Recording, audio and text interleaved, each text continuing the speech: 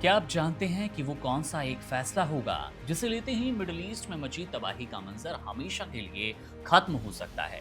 ईरानी राजनीति के सबसे रसूखदार चेहरों में से एक और वहां की संसद के अध्यक्ष मोहम्मद बगर गालिबाफ ने उस गुप्त पैच का खुलासा कर दिया जिसने पूरी दुनिया की नींद उड़ाकर रख दी है।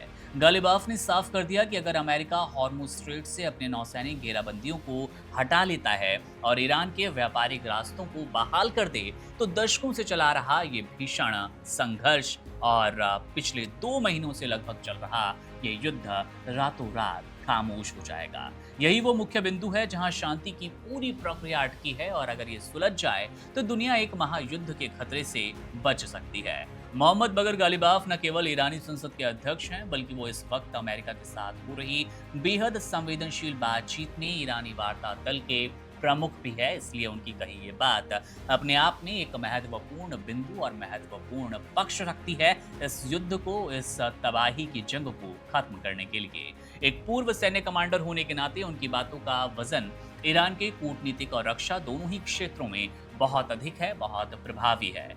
गालिबाफ ने पहली बार ईरानी टेलीविजन पर आकर देश को बताया, साफ किया कि असली विवाद की जड़ है क्या। उनके अनुसार अमेरिका एक तरफ शांति की बात करता है तो दूसरी तरफ हॉर्मुज स्ट्रेट में नौसैनिक नाकेबंदी कर ईरान का गला घोटने की कोशिश कर रहा है। गालिबाफ की चेतावनी सीधी है और ये कहा गया उनकी ओर से कि ये संभव नहीं है कि दुनिया का व्यापार उस रास्ते से गुजरे और ईरान के लिए वो रास्ता बंद कर दिया जाए।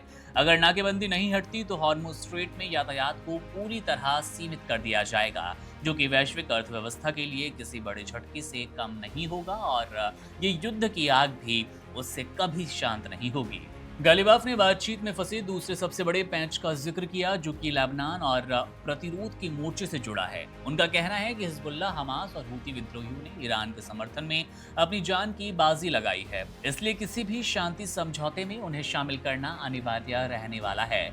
ईरान का तर्क ये भी कि जब तक इन समूहों के हितों की रक्षा नहीं होगी तब तक कोई भी युद्ध विराम स्थायी नहीं हो सकता। ट्रंप के इस दावे पर कि ईरान उनकी सभी बातों पर, सभी मांगों पर झुक गया है, गालिबाफ ने यहाँ पर भी अपनी कड़ी प्रतिक्रिया दी। उन्होंने कहा कि ईरान ये जंग जीत रहा है, ईरान ने ये जंग जीत ली है और अमेरिका की युद्ध विराम की मांग है। अमेरिका खुद चाहता है कि ये युद्ध आगे ना चले, सीज फायर हो जाए। ईरान की ताकत का ये सीज फायर और वो भी ट्रंप की ओर से सीज फायर के पहलाना एक बड़ा और ताकत का सबूत है।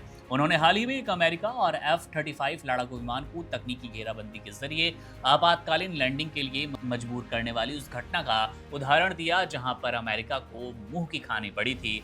ईरान अब रक्षा के क्षेत्र में अमेरिका को सीधी टक्कर दे रहा है। इन सभी मंजरों के बाद, इन सभी जीत के बाद ईरान साबित भी कर रहा है।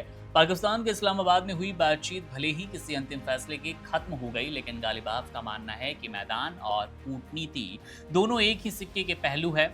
ईरान ने यह भी स्पष्ट किया कि वो किसी भी तरह का अल्टीमेटम स्वीकार नहीं करेगा। इस समय पाकिस्तान के सेना प्रमुख कासिम मुनीर तेहरान में अमेरिकी संदेश लेकर मौजूद है, जिससे ये साफ होता है कि पर्दे के पीछे सुलह की कोशिशें तो जारी है, लेकिन वो डेट क्या होगी, आखिर ये युद्ध, ये भीषण जंग की आग खत्म कब होगी, इस पर कोई सटीक बात कहना भी जल्दबाजी होगी।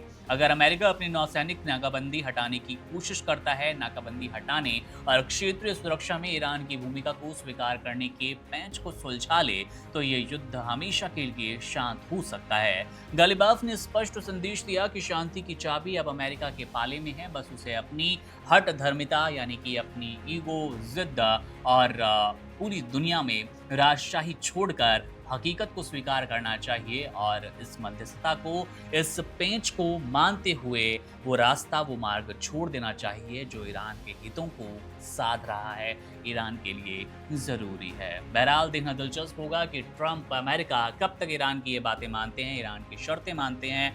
मामले पर हमारी नजर है, जैसे कोई अपडेट मिलेगा आपसे साझा करेंगे। मेरा नाम है मुकुंद, आप बने रहिए वन इंडिया के साथ। शुक्रिया।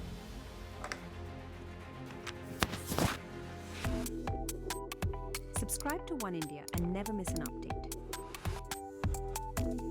Download the One India app now.